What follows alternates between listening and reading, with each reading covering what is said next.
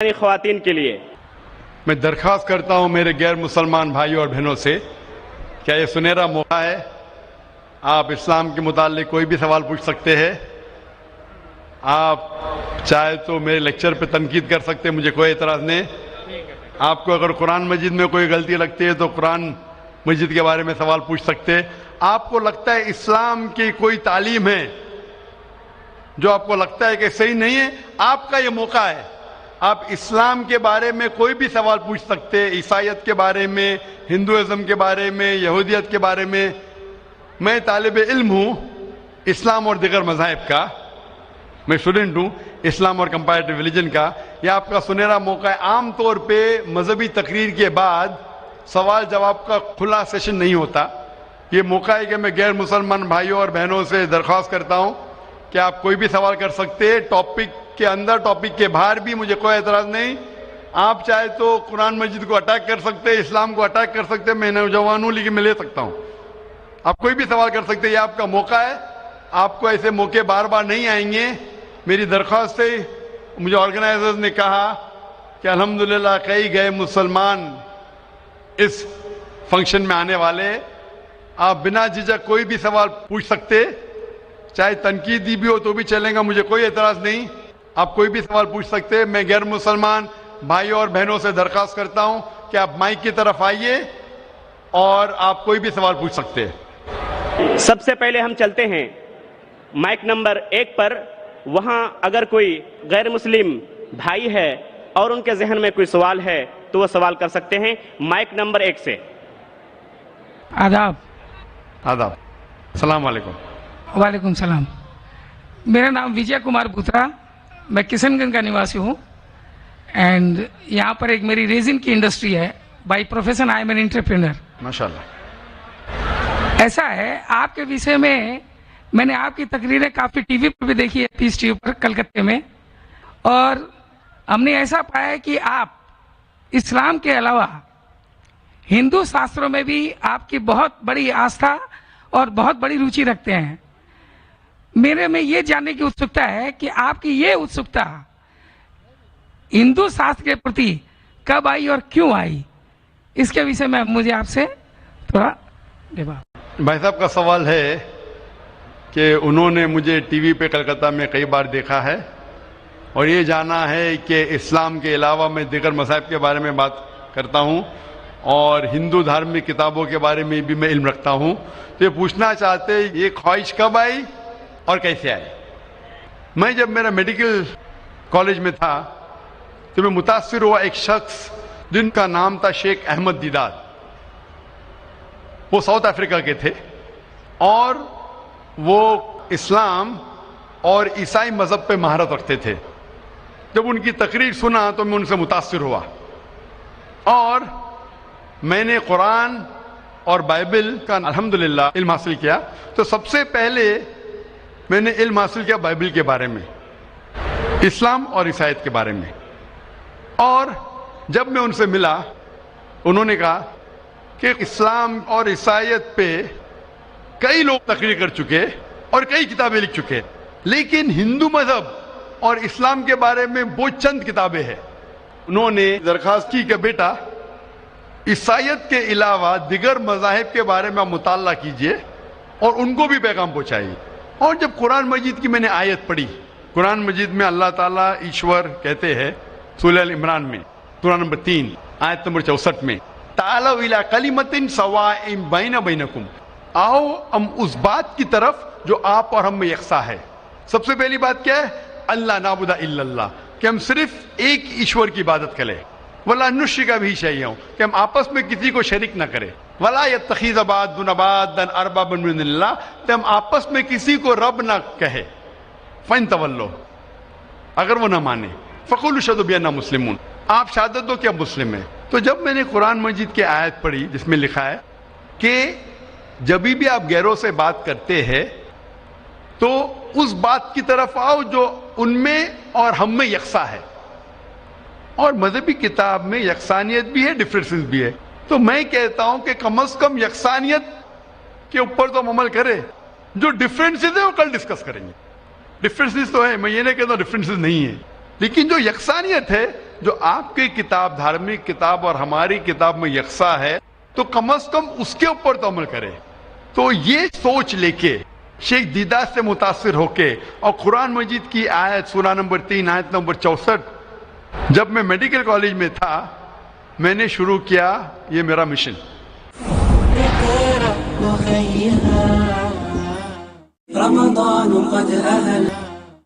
اور پھر میں نے تحقیق کرنے لگا. عیسائیت مذہب کا تو اتنے اچھے سے مطالعہ کیا تھا شیخ احمد دیداد نے کہ مجھے زیادہ تحقیق کرنے کی ضرورت نہیں پڑی, لیکن میں تحقیق شروع کیا ہندو مذہب کے بارے میں. پھر میں نے ہندو ودوان کی اسکالرس کی کتابیں پڑھنے لگی اور ڈھونڈنے لگا کیا یکساں ہے. لیکن قرآن مجید میں کہا گیا ہے کہ سب سے پہلی بات ہے اللہ نعبد الا اللہ, کہ ہم صرف ایک ایشور, ایک بھگوان, ایک اللہ کی عبادت کریں. تو جب قرآن مجید میں لکھا ہے کہ یکسانیت میں سب سے اہم ہے کہ ایک خدا, تو میں ڈھونڈنے لگا کہ ہندو مذہب کی کتاب میں خدا کے بارے میں کیا لکھا ہے. جب پڑھنے لگا تو مختلف کتابیں تھے, مختلف اسکالرس تھے. مختلف اسکالرس کو پڑھنے کے بعد پتا چلا کہ ایک ہوتا ہے کہ مذہب کو جاننا کتابوں کے ذریعے اور ایک مذہب کے ماننے والوں کے ذریعے. کبھی بھی مذہب کو جاننے کے لیے مذہب کے ماننے والوں کو مت دیکھو, ہو سکتا ہے وہ ماننے والے خود نہیں جانتے کہ ان کا مذہب کیا کہتا ہے. تو مذہب کو جاننے کے لیے سب سے بہترین طریقہ ہے کہ مذہب کی کتابوں کا مطالعہ کرے. تو میں نے ہندو مذہب کی کتابوں کا مطالعہ کرنا شروع کیا, وید کا, اپنشد کا, بھگوت گیتا کا, رامائن کا, مہابھارت کا.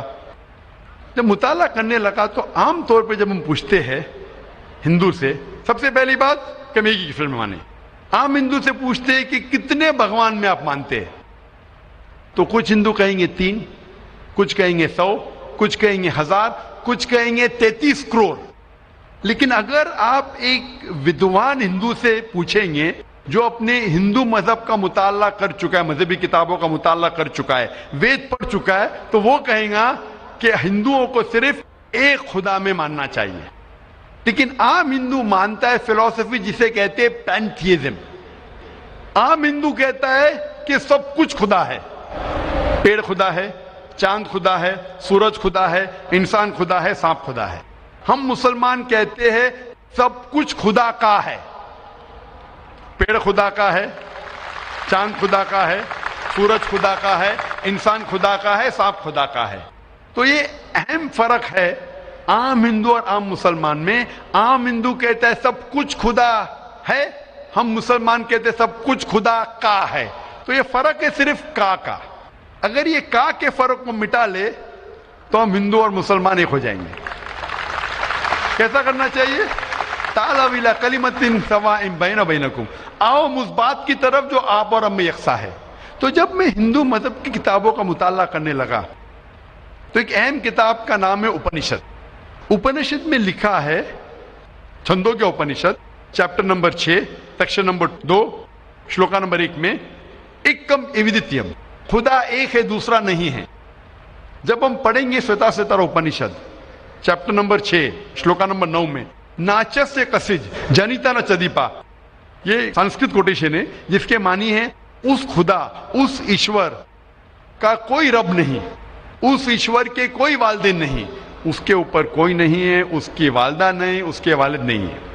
لکھا ہے سوتا ستر اپنشد میں چیپٹر نمبر 4 شلوکا نمبر 19 میں نہ تست پرتیما استی, اس ایشور کی کوئی پرتیما نہیں.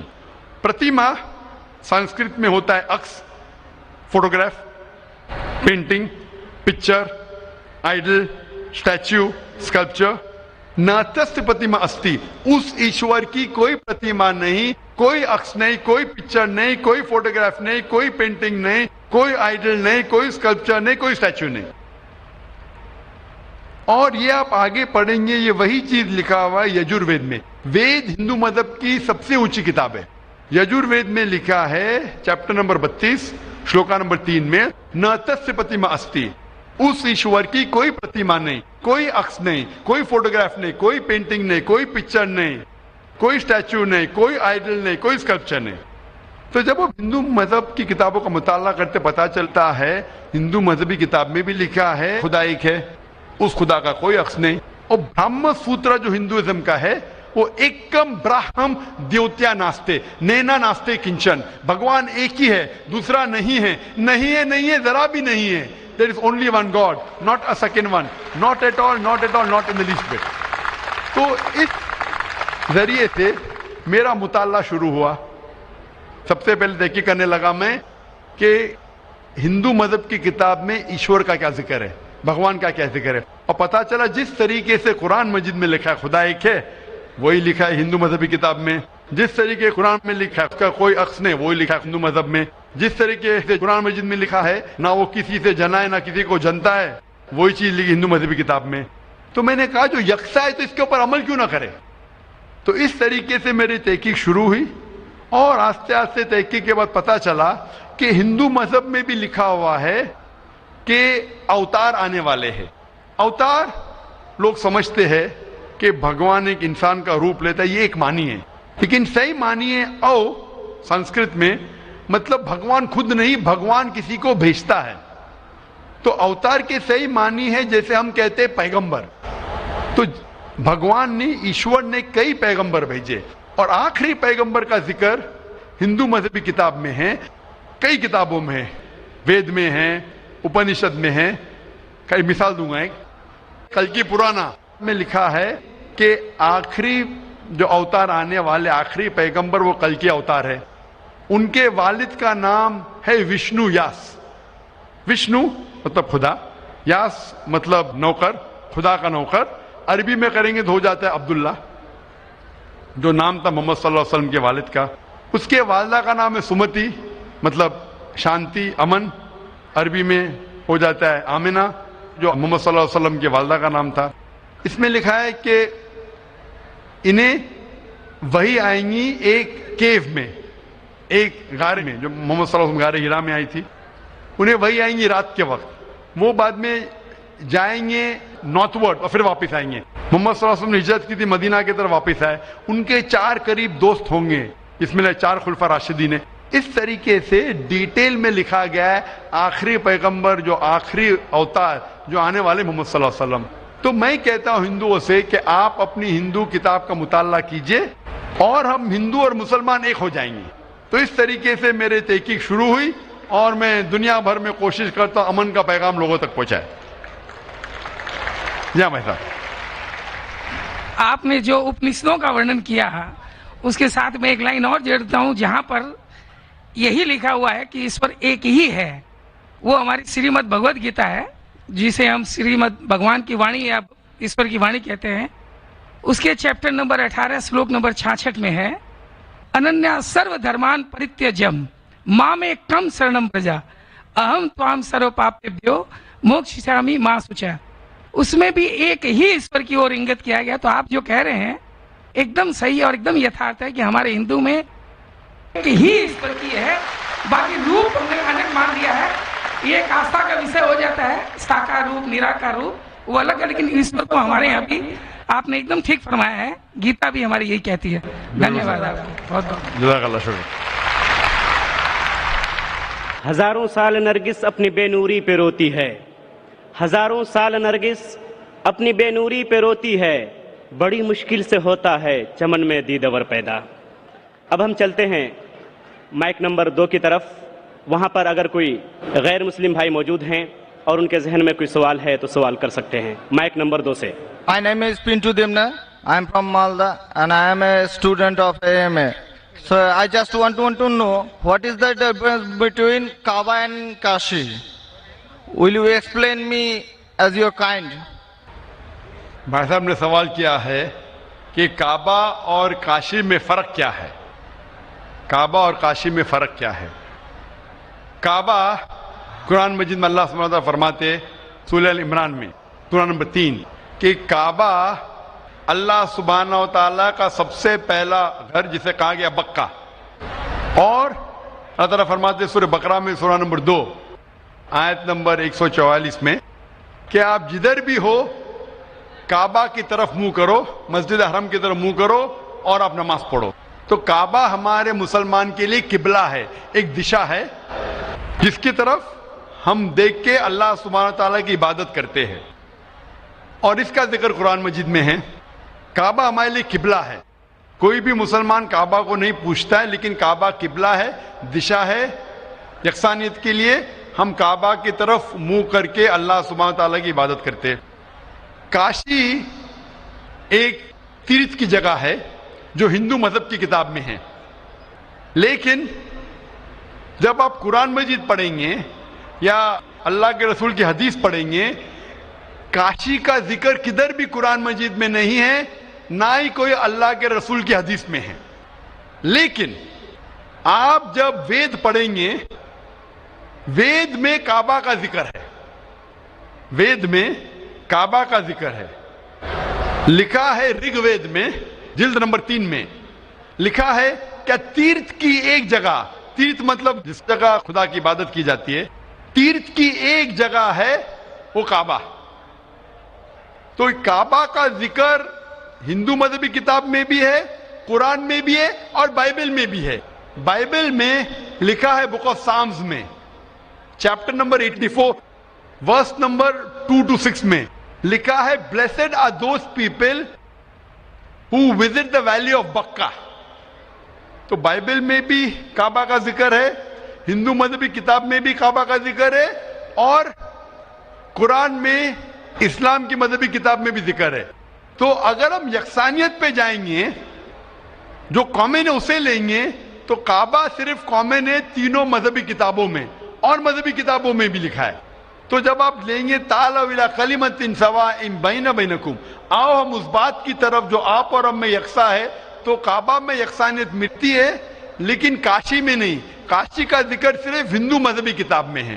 تو اگر ہم یکسانیت پہ عمل کرنا چاہیں گے تو آپ اور ہمیں ماننا پڑے گا کہ کعبہ اللہ سبحانہ و تعالیٰ کا گھر ہے اور عبادت گاہ ہے, عبادت کرنے کی جگہ ہے. Hope that answers the question. Thank you. Mic number 5 پر اگر کوئی غیر مسلم خواتین, غیر مسلم بہن موجود ہیں تو اپنا سوال کر سکتی ہیں. Can you explain vividly the points mentioned in the Bible to prove that Jesus, peace be upon him, was not crucified, especially referring to Jonah? Thank you. بہن کا سوال ہے کہ آپ صاف طور سے یہ ثابت کر سکتے بائبل کے ذریعے سے کہ عیسیٰ علیہ السلام کو صلیب پہ نہیں چڑھایا گیا تھا. آپ بائبل کے ذریعے, بائبل کے حوالے سے یہ ثابت کر سکتے ہیں کہ عیسیٰ علیہ السلام کو کروسیفائی نہیں کیا گیا تھا, صلیب پہ نہیں چڑھایا گیا تھا, خصوصاً جونا کے ذریعے. میں نے ایک مناظرہ کیا تھا ایک عیسائی پادری کے ساتھ, واز کرائسٹ ریئلی کروسیفائڈ, کیا عیسیٰ علیہ السلام کو حقیقت میں صلیب پہ چڑھایا گیا تھا کہ نہیں, کہ وہ صلیب پہ مرے تھے کیا نہیں. اور یہ لفظ جو کروسیفائی ہے, کروسیفکشن FIXION کے معنی ہے کہ انسان کو جب صلیب پہ چڑھایا جاتا ہے اور انسان مر جاتا ہے اسے کہتے کروسیفکشن, CRUCIFIXION.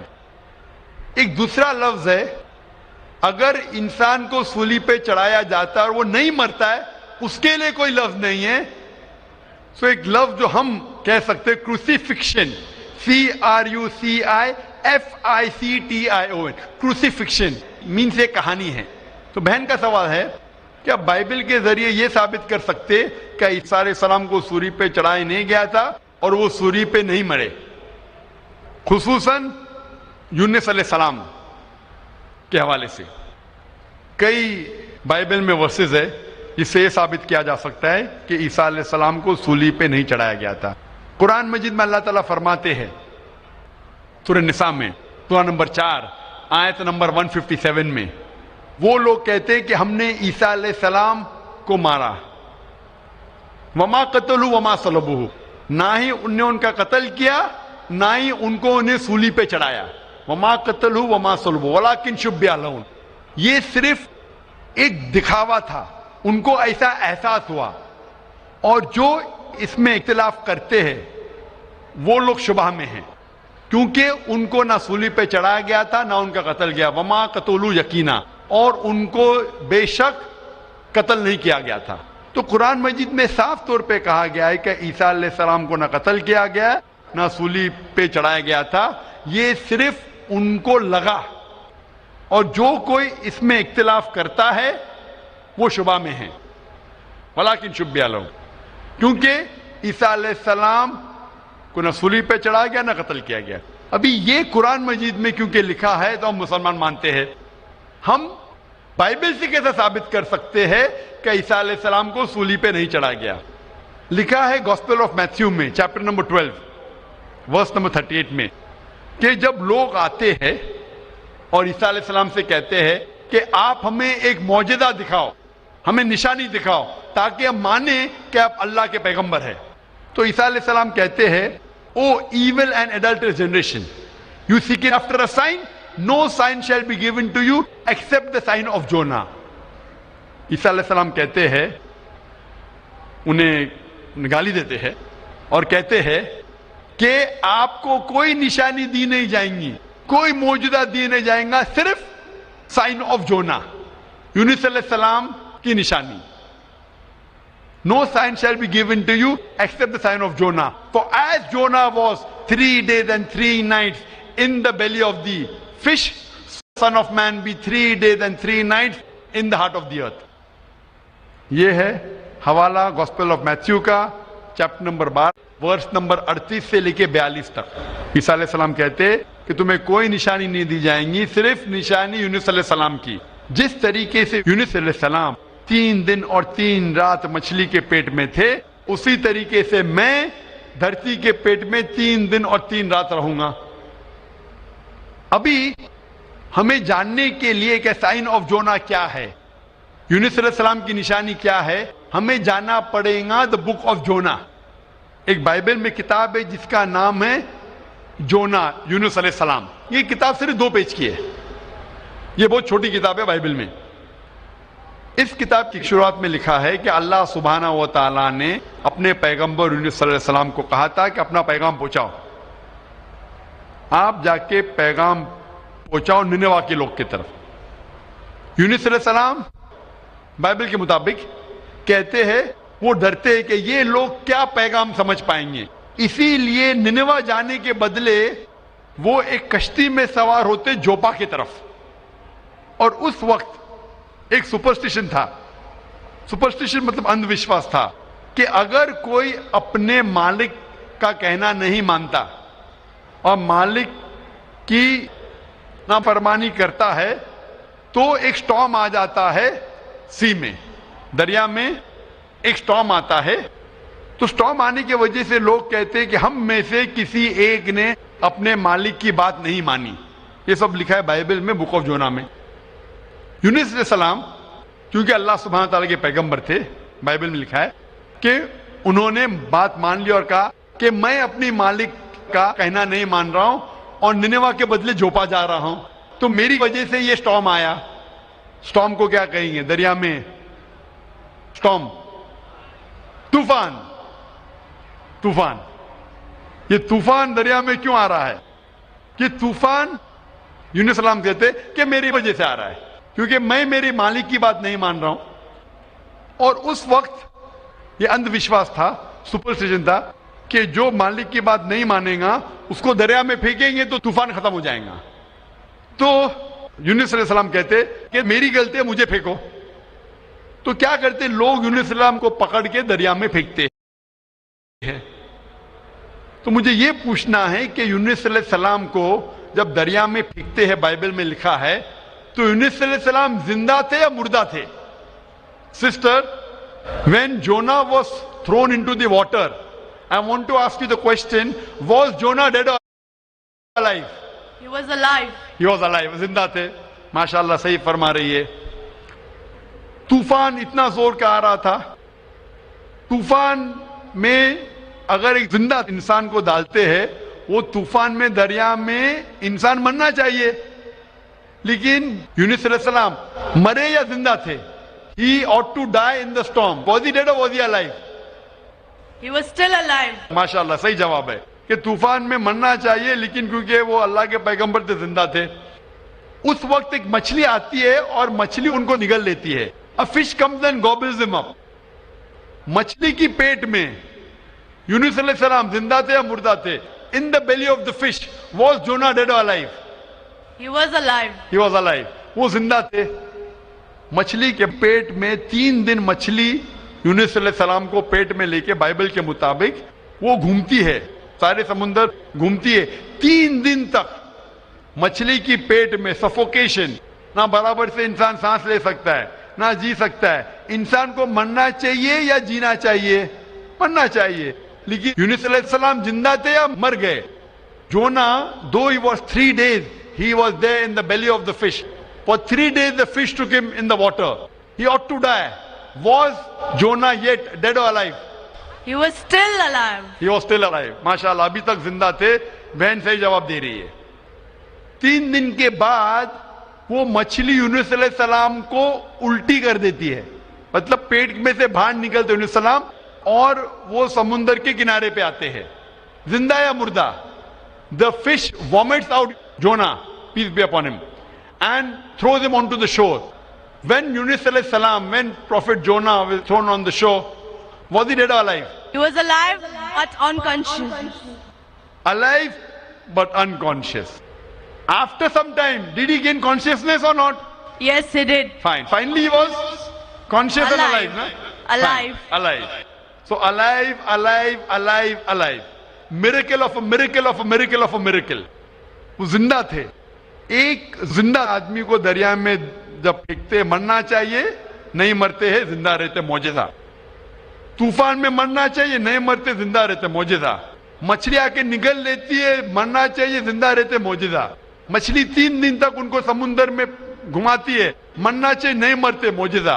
مچھلی ان کو الٹی کرتی ہے دریا کے کنارے پہ, وہ زندہ رہتے, معجزہ. معجزہ کا معجزہ کا معجزہ کا معجزہ. ابھی یہاں عیسیٰ علیہ السلام کہتے ہیں کہ جس طریقے سے یونس علیہ السلام مچھلی کے پیٹ میں 3 دن 3 رات تک رہیں, اس طریقے سے عیسیٰ علیہ السلام دھرتی کے پیٹ میں 3 دن اور 3 رات تک رہیں گے. Now sister, I want to ask you, according to you, when Jesus Christ, peace be upon him, was in the sepulchre, was he dead or alive? He was alive. He was alive. So if he was alive, then how was he crucified? Crucified means someone dying on the cross. بہن کہہ رہی کہ عیسیٰ علیہ السلام جب ان کو لے کے گئے تھے قبر میں, وہ زندہ تھے. تو کروسیفائی ہونے کے لیے, سولی پہ مرنے کے لیے انسان کو مرنا چاہیے. تو وہ بائبل کے مطابق وہ سولی پہ لگایا گیا تھا لیکن مرے نہیں, انہیں اتارا گیا تھا, وہ زندہ تھے. اور جب قبر میں لے کے گئے تھے سپل کر, اس ٹائم بہت لمبی چوڑی قبر ہوتی تھی, بوگدا ہوتا تھا, بڑا بوگدا ہوتا تھا جس کے اندر انسان کھڑا بھی ہو سکتا تھا. 3 دن اور 3 رات تک عیسیٰ علیہ السلام فرماتے کہ جس طریقے سے یونس علیہ السلام 3 دن اور 3 رات مچھلی کے پیٹ میں رہیں, اسی طریقے سے میں 3 دن اور 3 رات دھرتی کے پیٹ میں رہوں گا. اس کا مطلب عیسیٰ علیہ السلام زندہ تھے. اگر زندہ تھے تو سولی پہ نہیں مرے ہو. تو اسی لیے بائبل کے ذریعے یہ ایک طریقہ ہے ثابت کرنے کے لیے کہ عیسیٰ علیہ السلام سولی پہ نہیں مرے, وہ زندہ تھے. اور قرآن مجید کی بات صحیح ہے کہ وما قتلوا وما صلبوا, نہ وہ سولی پہ مرے نہ ان کا قتل گیا ہے. یہ صرف ایک شک اور شبہ ہے. Hope that answers the question, sister. Thank you. Sister, I would like to ask you that now do you believe that Jesus Christ, peace be upon him, did not die on the cross? I do believe, but I just wanted to prove my friends or my colleagues as to Jesus Christ was not crucified according to their own version, that is Bible. What's your Thank name, sister? What's your name, sister? I am Sahadia Naz and I'm a teacher by profession. You are a Muslim. Yes, I am. MashaAllah. Okay, anyway, hope you have satisfied your friend. Yes, I am. But we request that the non-Muslim should be given the first chance to ask the question. Okay, thank you.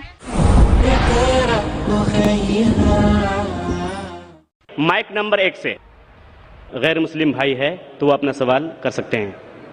जय जिनेन आदाब. मेरा नाम अरुण कुमार जैन है, मुर्शिदाबाद औरंगाबाद से आए हैं.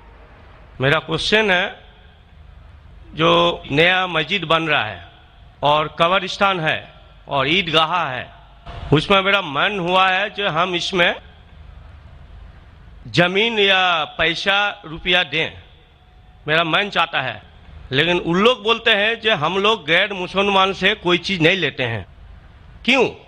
اسلام میں لکھا ہوا ہے آدمی آدمی کو پیار کرو. بھائی کا سوال ہے کہ وہ چاہتے ہیں کہ مسجد بنانے کے لیے اپنی زمین دے عیدگاہ کے لیے، اور مسلمان کہتے ہیں کہ ہم غیر مسلمان کی مدد نہیں لیتے. کیوں؟ کیا انسان بھائی نہیں ہے؟ بھائی صاحب، غیر مسلمان کی مدد لینا اسلام میں حرام نہیں ہے، لیکن کچھ شرائط ہے کچھ چیزوں کے لیے. مثال کے طور پہ مسجد بنانے کے لیے کچھ شرط ہے. مسجد بنانے کے لیے ایک مسلمان اپنی زکوٰۃ کا پیسہ بھی نہیں دے سکتا ہے.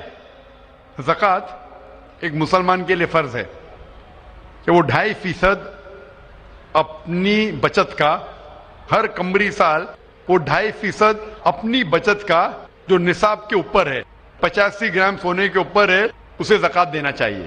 اور زکوٰۃ کی کئی شرائط ہے کہ فقراء کو دینا چاہیے، غریب کو دینا چاہیے، مساکین کو، معلّہ الفضل قلوب، غارمون جو قرض دار ہے، وغیرہ وغیرہ، ابن سبیل. لیکن اس کے اندر یہ مسلمان اپنی زکوٰۃ کا پیسہ مسجد کے لیے دے سکتا ہے، کیونکہ مسجد ایک مسلمان کا فرض ہے کہ وہ اپنے پیسے سے بنائے، اور زکوٰۃ کا پیسہ بھی اس میں استعمال نہیں ہو سکتا ہے، اپنے باقی پیسے سے بنائے. زکوٰۃ کا پیسہ کی کیٹیگری لکھی گئی ہے سورہ توبہ میں، سورہ نمبر 9 آیت نمبر 60 میں، کہ یہ 8 کیٹیگری کو آپ زکوٰۃ کا پیسہ دے سکتے، مسجد بنانے کے لیے نہیں. کیونکہ مسجد ایک فرض ہے، مسلمان خود اپنے پیسے سے، نہ کہ زکوٰۃ سے، اپنے باقی پیسے سے جو صدقہ ہو یا باقی پیسے سے، نہ کہ جو غریبوں کے لیے جو پیسہ محفوظ ہے، جو 8 کیٹیگری ہے اس کے لیے محفوظ ہے، وہ پیسے میں سے آپ مسجد بنانے کے لیے دے سکتے. یہ ایک شرط ہے. اسی طریقے سے شرط ہے قرآن مجید کی کہ مسجد کی دیکھ بھال صرف وہ لوگ کرنا چاہیے جو اس پہ ایمان لاتے ہیں، جو اس بات میں مانتے ہیں، جو ایمان لاتے ہیں اور جو مانتے اور اپنے اچھے اپنے پیسے سے. تو اگر کوئی غیر مسلمان اگر اس پہ ایمان نہیں لاتا ہے تو مسجد کے لیے استعمال نہیں کیا جا سکتا ہے. مثال کے طور پہ میں کہوں گا کہ یہاں کئی جگہ ہے اپنے ہندوستان میں جسے کہا جاتا ہے کینٹونمنٹ ایریا. کینٹونمنٹ ایریا مطلب وہ ایریا جہاں صرف ملٹری کے لوگ جا سکتے ہیں. عام ہندوستانی، میں ہندوستان کا ناگرک ہوں، میں یہ نہیں کہہ سکتا کہ میں ہندوستان کا ناگرک ہوں اسی لیے مجھے کینٹونمنٹ ایریا میں جانے دو. وہ رول ہے.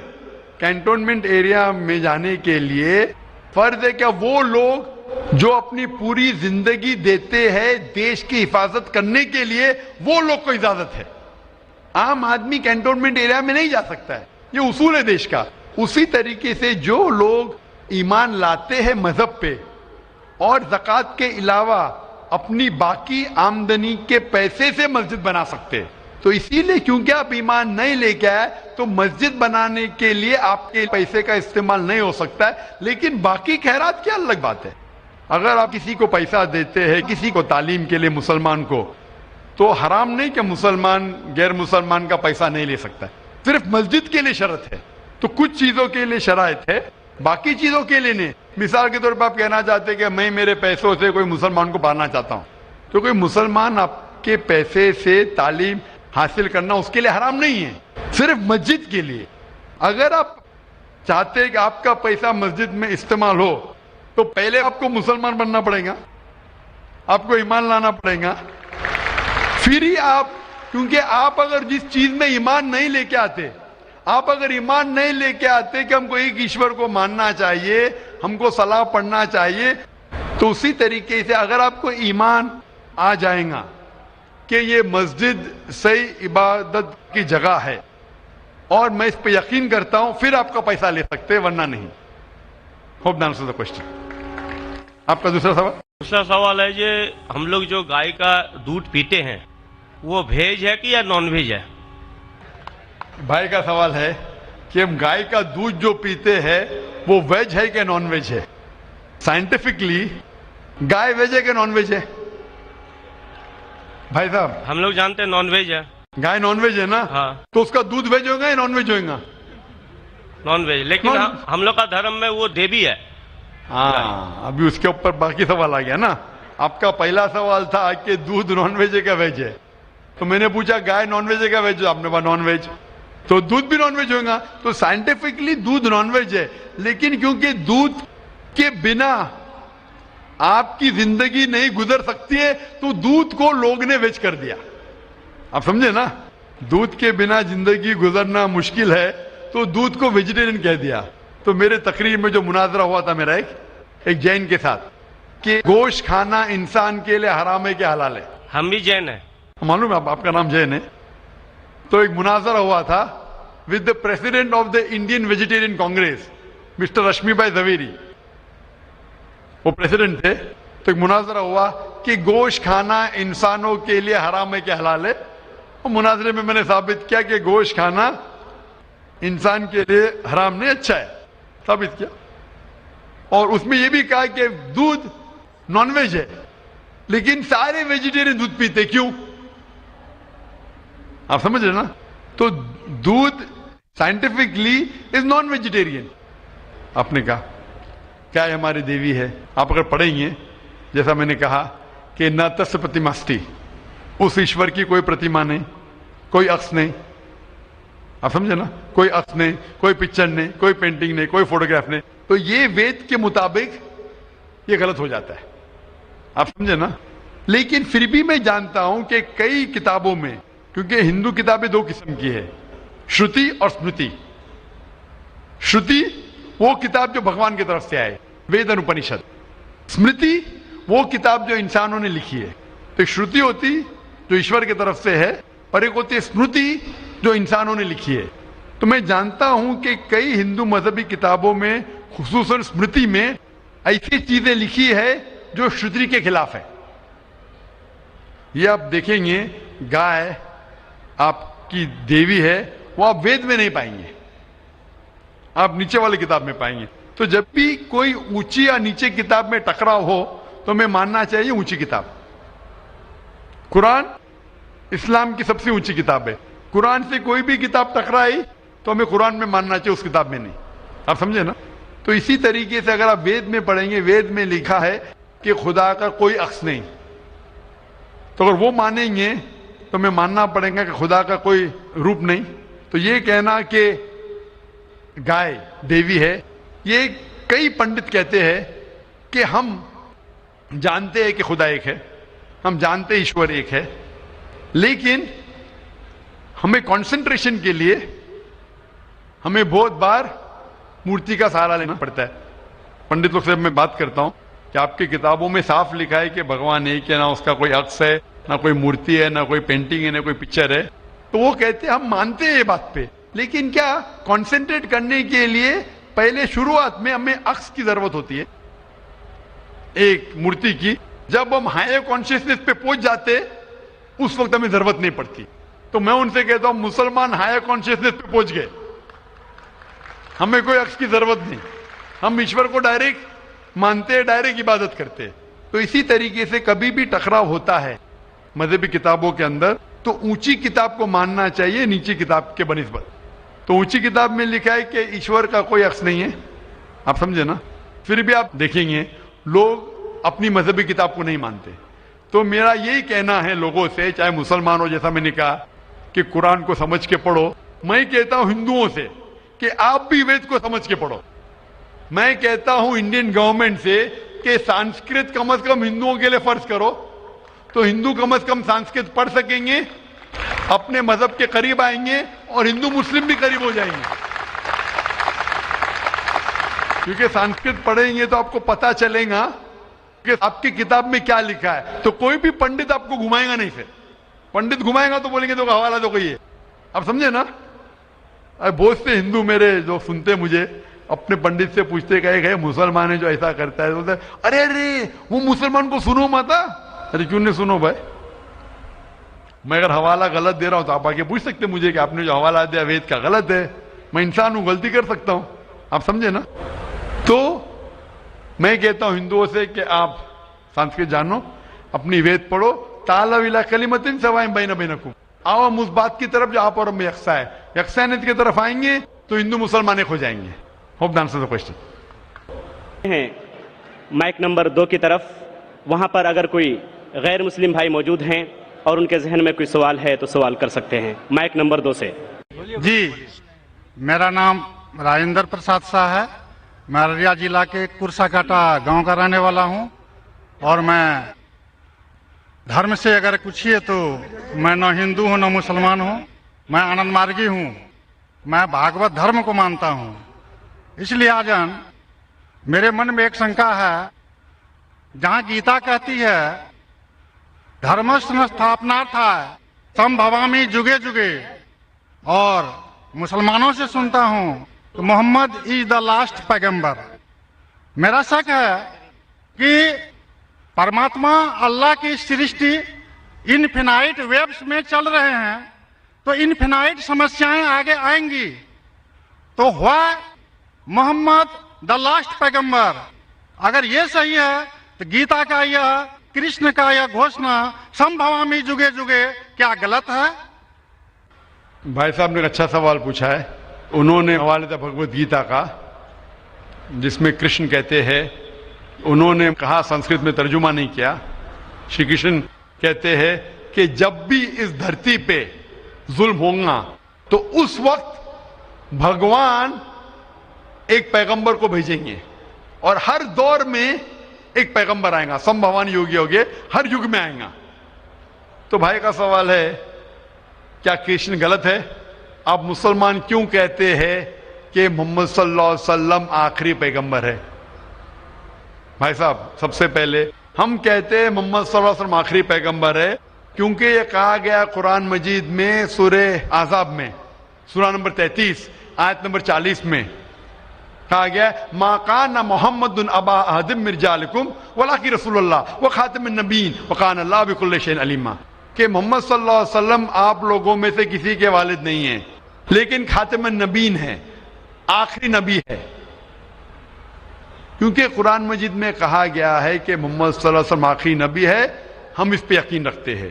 جہاں تک کہ آپ نے کہا شری کرشن, میں شری کرشن کی بات کو مانتا ہوں کہ جب بھی اس دھرتی پہ غلط کام ہوں گے اس وقت خدا ایک پیغمبر کو بھیجتے, اور ہر دور میں ایک پیغمبر بھیجیں گے. بالکل غلط نہیں ہے, آپ کو سمجھنے میں غلطی ہوئی, کیونکہ جب آپ پڑھیں گے بھگوت گیتا, بھگوت گیتا کو کہا گیا ہے کہ یہ وید کا نچوڑ ہے. It is the nectar of the Veda, Veda کا نچوڑ ہے.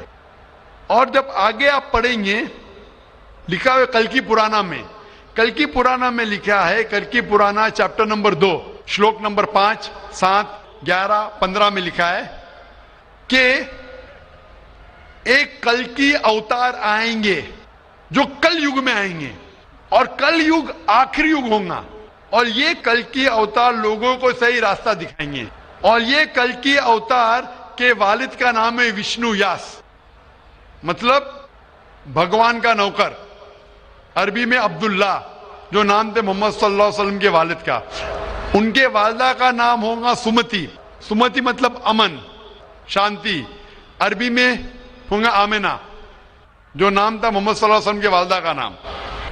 وہ پیدا ہوں گے امن کے شہر میں جو ہے مکہ. وہ پیدا ہوں گے ایسے خاندان میں جو اس شہر کے چیف ہوں گے. ہم جانتے ہیں محمد صلی اللہ علیہ وسلم قریش خاندان میں پیدا ہوئے.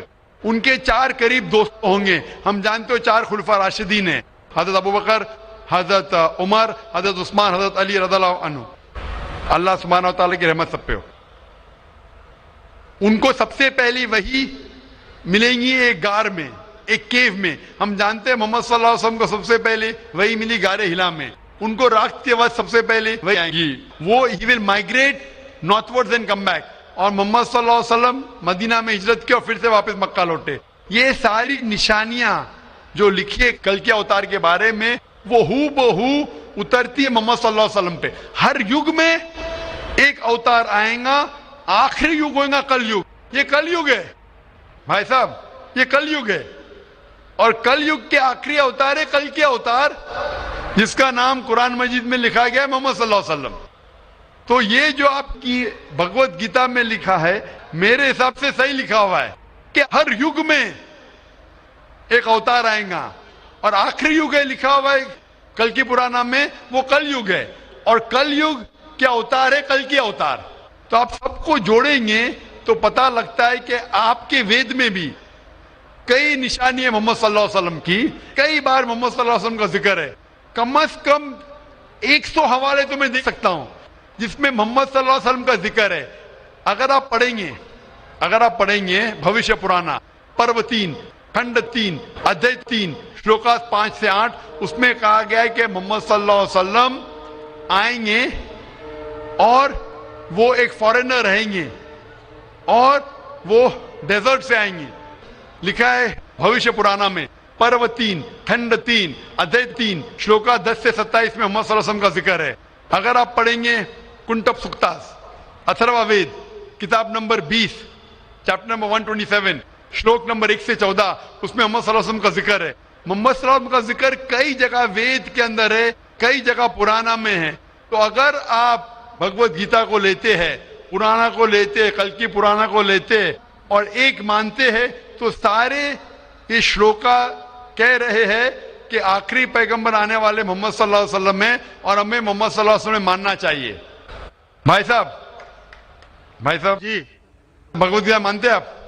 دیکھیے، میں مانتا کسی کو نہیں ہوں. میں ترک کے بودھک استر پر جو میرا لاجک ایکسپٹ کرتا ہے اسی کو میں مانتا ہوں. لیکن آپ نے بھگوت گیتا کا حوالہ دیے کیا نہیں؟ نہیں، ماننا کا مطلب وہ آنکھ بند کا ماننا، میں آنکھ کھول کر مانتا ہوں. تو آنکھ کھول کے آپ مانتے کیا نہیں بھگوت گیتا کو؟ بالکل مانتا ہوں. جو تو ماننے لائق بھگوت ہے گیتا میں لکھا ہے جو آنے والے آخری اوتار جو کل کی پرانا میں لکھا ہوا ہے کل کے اوتار، اس میں مانتے آپ؟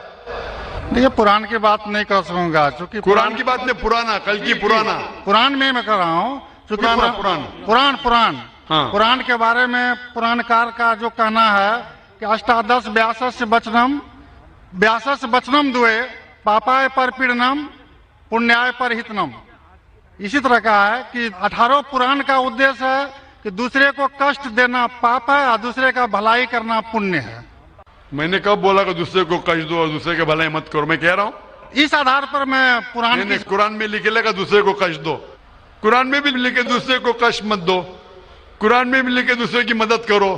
اس کے اوپر بحث نہیں ہو رہی ہے، بحث ہو رہی ہے کل کی پرانا پہ، کل کے اوتار پہ. آپ آخری پیغمبر میں مانتے ہیں کہ نہیں یہ میں پوچھ رہا ہوں. مجھے کل کی ذہن پران کو کا کھول دھیان کے نہیں ہے. کل کی پران کا دھیان نہیں ہے ڈاکٹر صاحب، مجھے کل کی پران کا دھیان نہیں ہے. تو آپ اگر بدھی کے اوپر آپ مانتے ہیں تو میری یہ آپ سے التجا رہیں گی کہ کل کی پرانا پڑھو اور یہ جانچ پڑتال کرو کہ کل کے اوتار کون ہیں اور کل کے اوتار کی تحقیق کرو. آپ انشاءاللہ محمد صلی اللہ علیہ وسلم میں مانیں گے. تو میری آپ سے التجا ہے کہ آپ اس پہ تحقیق کرو کہ آخری اوتار کون ہے اور انشاءاللہ آپ کو ہدایت دیں گے اللہ تعالیٰ. ڈاکٹر صاحب، ایک ریکویسٹ ہے آپ سے. میرے ایک بھائی کو دوسرا سوال پوچھنے کے لیے دیا، ایک چھوٹا سا سوال پوچھ سکتا ہوں؟ ایک چھوٹا یہ کیجئے. مسلمان لوگوں کو جب کوئی ہندو ملتا ہے تو بولتے ہیں اس کو آداب، لیکن کسی مسلمان کو بولتے ہیں السلام علیکم. مجھے لگتا ہے کہ ایک مسلمان ہندو اور مسلمان کے بیچ بھید بھاؤ کرتا ہے. کرپیا آپ اسپشٹ کیجیے اس کو. بھائی صاحب کا سوال ہے کہ اگر کوئی مسلمان ہندو سے ملتا ہے تو آداب عرض کرتا ہے، اگر کوئی مسلمان سے ملتا ہے تو السلام علیکم کہتا ہے، تو ہندو مسلمان میں بھید بھاؤ کیوں؟ بھائی صاحب، ہندو مسلمان میں بھید بھاؤ تو رہے گا، میں آپ کے سوال کا جواب دوں گا، کیونکہ ہندو ہندو اور مسلم مسلم ہے، لیکن ایک دوسرے کا ساتھ دینا چاہیے اور ایک دوسرے کو سمجھنا چاہیے. پہلے بھائی صاحب جس نے سوال کیا تھا انہوں نے مجھے آداب کہا تو میں نے ان سے کہا السلام علیکم، کہا کہ نہیں؟ جی جی جی کہا نا. ہندو نے مجھ سے کیا کہ آداب کہا کہ نہیں؟ میں نے ان سے سلام کہا کہ نہیں؟ جی میں غور کیا تھا. غور کیا، ماشاءاللہ. لیکن تو غور کیا تو کہا کیوں نہیں کہ آپ نے ایسا نہیں کہا؟ وہ ہندو بھائی نے مجھے آداب کہا.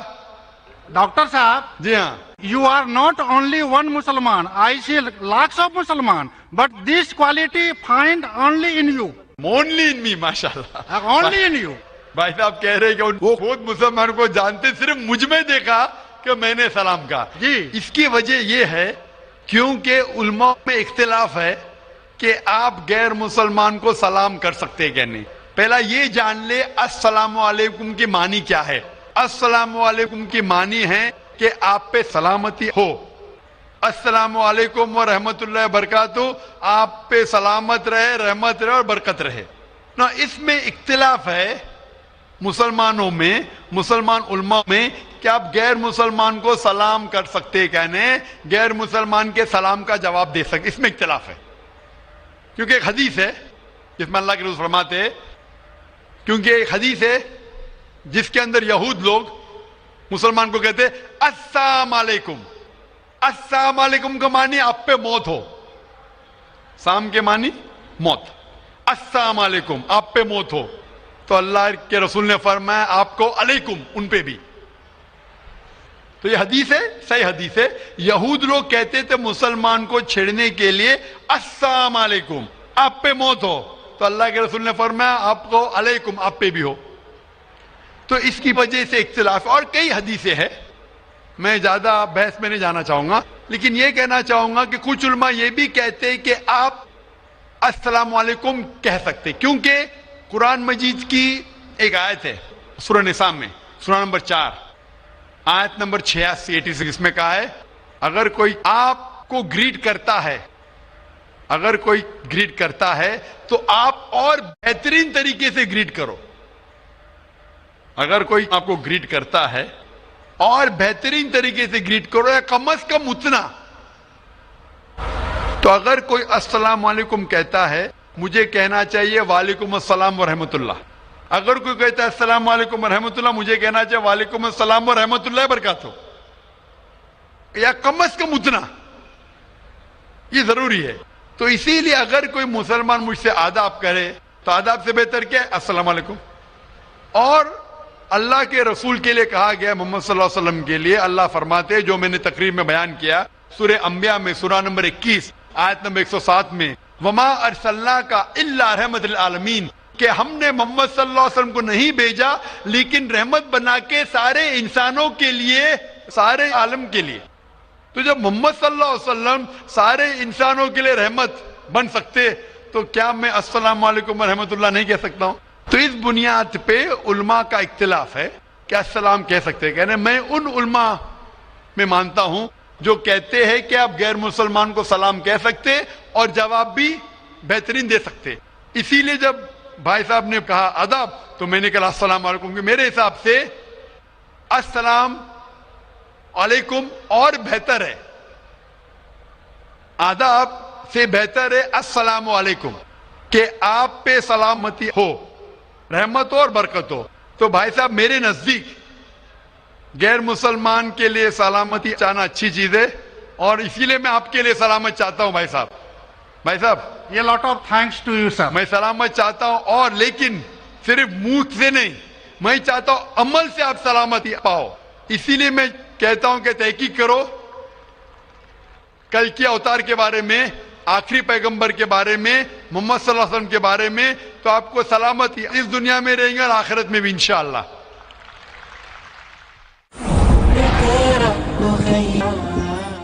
اگلا سوال مائک نمبر 3 سے, وہاں پر اگر کوئی غیر مسلم بھائی ہیں تو وہ سوال کر سکتے ہیں. ہاں نمسکار, میرا سوال یہ ہے کہ میں دوائی دکان ہے اور دوائی دکان کے بغل میں نے 2 طبقے کو آپس میں لڑتے ہوئے دیکھا, جس میں کہ ایک بریلوی سماج اور ایک دیوبندی سماج تھا. تو بریلوی کہتے ہیں کہ دیوبندی لوگ صحیح نہیں ہے اور بریلوی صحیح ہے, تو اس کا بنیاد کیا ہے, جڑ کیا ہے, مجھے اس کی جانکاری چاہیے. سوال تھوڑا ڈیفیکلٹ ہے. بھائی صاحب نے کوئی ڈیفیکلٹ سوال کہا ہے لیکن جواب بہت آسان ہے. سوال ڈیفیکلٹ ہے لیکن جواب آسان ہے, جس کے کارن آپ کا وروध بھی ہوا. میں وروध کرو کیا نہیں, میں انشاءاللہ اس کے اوپر آؤں گا, آپ کے دوسرے سوال پہ بھی آؤں گا. پہلے سوال کا جواب دوں پھر دوسرے سوال پہ آؤں گا انشاءاللہ. بھائی صاحب کا سوال تھا کہ وہ دوا کی دکان میں ہے اور دیکھتے ہیں کہ مسلمان جھگڑ, ایک دیوبندی ایک بریلوی ہے, اس میں سے صحیح کون ہے؟ دونوں بولتے ہیں کیا میں صحیح ہوں اور دوسرا غلط ہے. بھائی صاحب یہ دیوبندی لفظ کہاں سے ہے؟ جو دیوبند سے فارغ ہوتے دیوبندی کہتے ہیں, جو بریلی جگہ ہے بریلی سے فارغ ہوتے تو بریلی کہتے. کون سے یہ؟ وہ مسلمان سے یہ जो कुरान पे अमल करता है, जो कुरान और सही हदीस पे अमल करता है, चाहे देवबंदी हो, बरेलवी हो, नदवी हो, मदनी हो, कोई भी हो, किधर से भी हो, हिंदुस्तानी हो, अमेरिकन हो, सऊदी हो, जो कुरान के पैगाम पे अमल करे, जो अल्लाह ने फरमाया उसके ऊपर अमल करे और अल्लाह के रसूल की सही हदीस पे अमल करे, वो सही है। इसीलिए जानने के लिए कौन सही है, आपको कुरान मजीद तो तर्जुमे से पढ़ने पड़ेगा। अगर कुरान मजीद तर्जुमे से नहीं पढ़ेंगे तो मुश्किल है जानने के लिए कौन सही है कौन गलत है। तो मेरी तकरीर की बुनियाद थी ये। सवाल मुश्किल था, जवाब बहुत आसान है। जो कुरान पे अमल करे और अल्लाह के रसूल की सही हदीस पे अमल करे, वो लोग सही है। आपका दूसरा सवाल, यही लोग ने आप पे तनकीद की। भाई साहब, हाँ, दूसरा सवाल मेरा सुन लीजिए। भाई साहब, मेरा जवाब तो पहला सुनो ना। आपने बोले कि लोग तनकीद करते हैं। एक उसूल है कि जो भी मशहूर है उसके ऊपर लोग तनकीद करेंगे। दुनिया में सबसे बेहतरीन इंसान कौन, दुनिया में सबसे मशहूर इंसान कौन, आदम अलैहिस्सलाम से लेके आज तक के हिस्ट्री में सब मानते हैं कि सबसे बेहतरीन इंसान मोहम्मद सल्लल्लाहु अलैहि वसल्लम है। ना ही मुसलमान, गैर मुसलमान भी कहते हैं। अगर आप किताब पढ़ेंगे माइकल एच हार्ट की 100 most influential people in history, 100 सबसे ज्यादा इन्फ्लुएंशियल दुनिया में, नंबर 1 पे वो कहते हैं मोहम्मद सल्लल्लाहु अलैहि वसल्लम। आप जानते हैं सबसे ज्यादा किताबें अगर कोई इंसान के खिलाफ लिखी गई है, वो मोहम्मद सल्लल्लाहु अलैहि वसल्लम। मोहम्मद सल्लल्लाहु अलैहि वसल्लम जैसे नेक आदमी, अच्छे आदमी के बारे में लोग ने सैकड़ों हजारों किताब लिखी है। तो मैं तो नाचीज हूं, मैं तो मुकाबले में हुई ना उनके। और लोग खिलाफ कब लिखते हैं? मिसाल के तौर पर मोहम्मद सल्लल्लाहु अलैहि वसल्लम जब पैगाम पहुंचा है अपना, तो उस वक्त कई लोग थे जिनके जाती जिंदगी पे फौरन असर होने लगा, जाती जिंदगी पे असर होने लगा। कुछ लोग की जिंदगी सुधर गई, इन लोग तो माशाअल्लाह ईमान लेके आए। कुछ लोग का जो कर रहे थे उनका नुकसान होने लगा, जो लोग कुरान की बात नहीं मान रहे थे उनका नुकसान होने लगा। तो जो लोग का नुकसान होने लगा वो लोग खिलाफ बात करने लगे। तो आप देखेंगे जो भी मशहूर इंसान है, मैं नहीं कहता हूं मैं मशहूर हूं, मैं तो बात करना भी नहीं जानता था, बचपन से हकलाता था। बात करते करते अल्लाह के राह में दावत देने की वजह से अल्लाह ताला ने इस मकाम पे पहुंचाया। ना ही मैं अपने आप को आलिम कहता हूं, मैं तो तालिब इल्म कहता हूं अपने आप को। लेकिन क्योंकि मैं जो भी बात कहता हूं कुरान मजीद के हवाले से कहता हूं, जो भी बात कहता हूं हदीस का हवाला देता हूं। आज भी जो तकरीर में मैंने कहा, हवाला दिया ना, मैं इंसान हूं, गलती कर सकता हूं। गलत है तो आप आके बोल सकते हैं। जाकिर भाई, आपने जो हवाला दिया सूरह कमर का सूरा नंबर 54 आयत नंबर 17, 22, 32, 40 में नहीं लिखा है वलक़द यस्सरनल कुरान ज़िक्र फ़हल मिन मुद्दकिर, आके बोलो। तो मैं इंसान हूं, गलती कर सकता हूं। अगर कुछ गलत कहता हूं इसीलिए सवाल जवाब का सेशन होता है। लेकिन जो लोग मुझे गलत साबित नहीं कर सकते तो ढूंढते हैं कुछ चीज को पकड़े जिसको तोड़ मरोड़ के पेश करे, लोग के सामने मेरे बारे में गलतफहमी पेश करे। मैं जानता हूं कि यहाँ के ऑर्गेनाइजर ने कहा कि एक वीडियो क्लिप लोग आम कर रहे थे, जिसमें क्या है कि जाकिर भाई कहते हैं कि मोहम्मद सल्लल्लाहु अलैहि वसल्लम से मांगना हराम है, मोहम्मद सल्लल्लाहु अलैहि वसल्लम को मानना हराम है। अभी मैं जब कुरान को छोड़ के वेद से साबित कर रहा हूं मोहम्मद सल्लल्लाहु अलैहि वसल्लम को मानना चाहिए, तो क्या ये शख्स कह सकता है कि मोहम्मद सल्लल्लाहु अलैहि वसल्लम को मानना हराम है? इसमें दो चीज हो सकती है। ये वीडियो क्लिपिंग की रिकॉर्डिंग कभी पीस टीवी पे आई नहीं। जब मैं तकरीर करता हूं, बात करते हो, कोई भी रिकॉर्डिंग करते रहते। हो सकता है कि स्लिप ऑफ द टंग है, क्या कि सबकत लिसान, या हो सकता है किसी ने तोड़ मरोड़ के पेश किया है।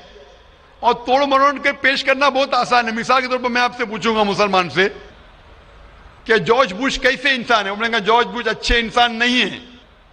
मैं नहीं को काट दूंगा, लगेगा जॉर्ज बुश अच्छे इंसान है। उसको खुद को मैं दिखाऊंगा, आपने कहा नहीं, हो सकता है सबकत लिसान है, हो सकता है स्लिप ऑफ द टंग। वो स्लिप ऑफ द टंग नहीं है, उसने कहा कि अच्छे इंसान नहीं है, नहीं को काटा, जोड़ दिया, अच्छे इंसान है। तब समझ रहे, बहुत आसान है। Media media technology. तो इस तरीके से कई क्लिपिंग फ्लोट हो रहे मार्केट के अंदर कि जाकिर भाई बिन लादेन का साथ दे रहे। अरे कब साथ दिया? आप YouTube पे जाएंगे तो आपको क्लिपिंग मिलेंगी, जाकिर मस्जिद से जूते चोरी कर रहा है, जाकिर मस्जिद से जूते चोरी कर रहा है। अभी कोई आदमी सूट पहन के, मेरे अभी शेरवानी पहना माशाल्लाह, सूट पहन के एक्टिंग करके, तो ये लोग अगर खुल्लम खुल्ला सामने आके, इस सवाल का मौका आमतौर पे मजहबी तकरीर में खुल्ला पूछने का किसको मौका कहां रहता है? होता है तो चिट से। मैं पसंद करता हूं हूं बहु पूछो, मैं इंसान हूं, गलती कर सकता हूं, गलती करूंगा तो बोलूंगा माफ करना भाई, इंसान हूं, मैं चोरी कहता हूं मैं फरिश्ता हूं, मैं कभी कहा भी नहीं मालिम हूं।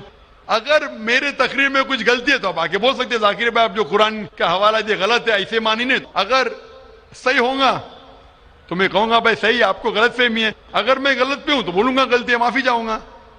लेकिन ये वीडियो क्लिपिंग तोड़ मरोड़ करके पेश करना, उसी तरीके से मोहम्मद सल्लल्लाहु अलैहि वसल्लम के खिलाफ हजारों किताबें हैं, हजारों किताबें हैं उनके खिलाफ। तो मैं कोशिश कर रहा हूं कि अल्लाह सुब्हान ताला का पैगाम पेश करूं, लोगों को कुरान के करीब लेके आऊं, सही हदीस के करीब लेके आऊं। जो लोग चाहते हैं कि इंसान कुरान के करीब ना आए, सही हदीस के करीब नहीं आए, तो वो लोग ऐसे हरकत कर रहे हैं। इसीलिए माशाअल्लाह माशाअल्लाह क्या हो रहा है कि लोग मेरी तकरीर सुन के अल्हम्दुलिल्लाह इस नाचीज के जरिए हजारों लोग, लाखों लोग कुरान मजीद के करीब आ रहे हैं।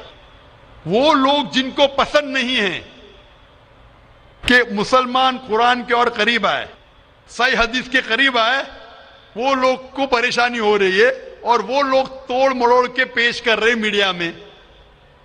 अभी कोई भी इंसान जो जरा भी बुद्धि रखता है, जब मैं कुरान और हदीस के अलावा बाइबल के जरिए साबित करता हूं कि मोहम्मद सल्लल्लाहु अलैहि वसल्लम में मानना चाहिए, वेद के जरिए साबित करता हूं, क्या वो इंसान बोल सकता है कि मोहम्मद सल्लल्लाहु अलैहि वसल्लम को मानना हराम है? अभी आगे मैं क्या मोहम्मद सल्लल्लाहु अलैहि वसल्लम को मानना हराम है, अब ये लेगी तो बताइए, जाकिर भाई ने कहा मोहम्मद सल्लल्लाहु अलैहि वसल्लम को मानना हराम है। अभी क्या करेंगे? ये मेरा लफ्ज जो है ना, सिर्फ ये पेश करेंगे। मिसाल के तौर पे कुरान में लिखा हुआ है कि नमाज मत पढ़ो, कुरान की आयत है, कुरान की आयत है सूरह निसा में, सूरह नंबर 4 आयत नंबर 43 में, कि नमाज मत पढ़ो। पूरी आयत है नमाज मत पढ़ो नशे की हालत में, नमाज मत पढ़ो नशे की हालत में। तो उस तरीके से अगर मैं जवाब दे रहा हूं, अभी ये क्लिपिंग लेंगे, देखो जाकिर ने कहा कि मोहम्मद सल्लल्लाहु अलैहि वसल्लम में मानना हराम है, क्या कॉन्टेक्स्ट में? अगर मैं आपके सवाल का जवाब दे रहा हूं और आपके सवाल को दोहराता हूं कि मोहम्मद सल्लल्लाहु अलैहि वसल्लम को मानना हराम है, दोहराता हूं, तो वो लेके बताएंगे देखो जाकिर ने कहा कि मोहम्मद सल्लल्लाहु अलैहि वसल्लम को मानना हराम है। तो ऐसी चीजें करना बहुत आसान है। मेरा मकसद है कि लोगों को अल्लाह के करीब लेके आए, अल्लाह के रसूल के पैगाम के करीब लेके आए और लोगों को अल्हम्दुलिल्लाह सही रास्ते पे लेके आए ताकि वो निजात पाएंगे दुनिया और आखिरत में। Hope that answers the question. भाई साहब और कोई सवाल है आपका? जी दूसरा सवाल है मेरा। तीसरा नहीं दूसरा। तीसरा भाई साहब। ठीक है। ये तीसरा सवाल है कि बरेली समाज के लोग सुबह सवेरे के टाइम में या नबी सलाम का पढ़ते हैं और असर के वक्त, जबकि देवबंदी समाज में ऐसा नहीं होता है, वो लोग इस्लाम का प्रचार करते हैं, वो लोग ये या नबी सलाम का नहीं करते हैं। कारण? भाई साहब का सवाल है कि कुछ लोग या नबी सलाम अलैकुम कहते हैं, कुछ लोग नहीं कहते हैं, क्या कारण है? जैसा मैंने कहा भाई साहब, आपके सारे सवाल का एक जवाब दे दो, आसान जवाब, कि जो कुरान से मिलता है वो सही है, जो कुरान से टकराता है वो गलत है। तो जो भी अगर आपको सवाल पूछे, भाई साहब पूछो भाई कुरान का कौन सा हवाला है, आपका सवाल है कुरान की कौन सी आयत में कहा गया है या हदीस का कौन सा हवाला है, आसान। आपको एक मास्टर की देता हूं, मास्टर की समझे भाई साहब, मास्टर की, सारे ताले को खोलने वाली चाबी मास्टर की। कोई भी कुछ बोले, कुल हाथू बुनानकुम इनको तुम सादिकीन, कुरान की आयत है। आप अपना सबूत पेश करो अगर आप सच्चे हो। तो अगर कोई भी मुसलमान कुछ कहे तो बोलो सबूत क्या है, कुरान से पेश करो। कुरान से तो सही हदीस से पेश करो, हदीस सही है कहते हैं कि करो, अगर सही हदीस से मिलता है, कुरान से मिलता है तो सही है, तो कोई भी कुछ भी सवाल करे उनसे पूछो, कुल हाथू बुरहानकुम, आप अपना सबूत पेश करो, बुरहान पेश करो अगर आप सच्चे। भाई साहब मैं आपसे सवाल पूछना चाहता हूं, आपने इतने सवाल पूछे मुझे, हाँ आपने क्या इस्लाम का मुताला किया है? नहीं किया है। आप इतने सवाल इस्लाम के बारे में क्यों पूछ रहे? जी, बगल में मुस्लिम का दुकान है तो जानकारी मिलते रहता है। हाँ, तो मुस्लिम की दुकान बगल में है, बगल के मुस्लिम ने आपको भेजा होगा ये पूछने के लिए? नहीं, गलत बात है। गलत बात है, आप खुद पूछना चाहते जी। तो भाई साहब आप इतनी तहकीक कर रहे, बरेलवी देवबंदी, बहस चल रहा था ना। भाई साहब आप कुरान को तर्जुमे से क्यों नहीं पढ़ते? वो बात नहीं, आज बहस चल रहा था दो ही गुट में, बिल्कुल सही। तो मैं बहस- चुपचाप सुन रहा था। हाँ, तो अभी आप और चुप- मैंने सोचा आपसे आके क्वेश्चन पूछूंगा। तो जवाब मिल गया आपको ना कि कुरान मजीद सबसे बेहतरीन किताब है जानने के लिए क्या हक है क्या गलत है, समझे अपना? तो मेरी दरख्वास्त है आपसे भाई साहब कि आप कुरान मजीद का तर्जुमा पढ़िए, आपको डायरेक्ट सही चीज मिलेंगी, ना बगल वाले से पूछिए ना अपने बगल के मुसलमान से पूछिए, डायरेक्ट कुरान मजीद का तर्जुमा पढ़िए। हिंदी जानते हिंदी में पढ़िए, जो जबान जानते बंगाली जानते बंगाली में पढ़िए, उसके ऊपर अमल करो, आपको इस दुनिया और आखिरत में फायदा होगा। हजरात, सबसे पहले मैं आपको आदाब अर्ज करना चाहूँगा और किशनगंज की धरती पे आप जो पधारे हैं, तशरीफ़ लाए हैं, इसके लिए मैं आपको तहे दिल से धन्यवाद देना चाहता हूँ। मेरा नाम जितेंद्र है और मैं पीस टीवी बराबर देखता हूँ और बराबर आपकी तकरीर मैंने सुनी है, लेकिन सवाल करने का आज मौका मुझे मिला है।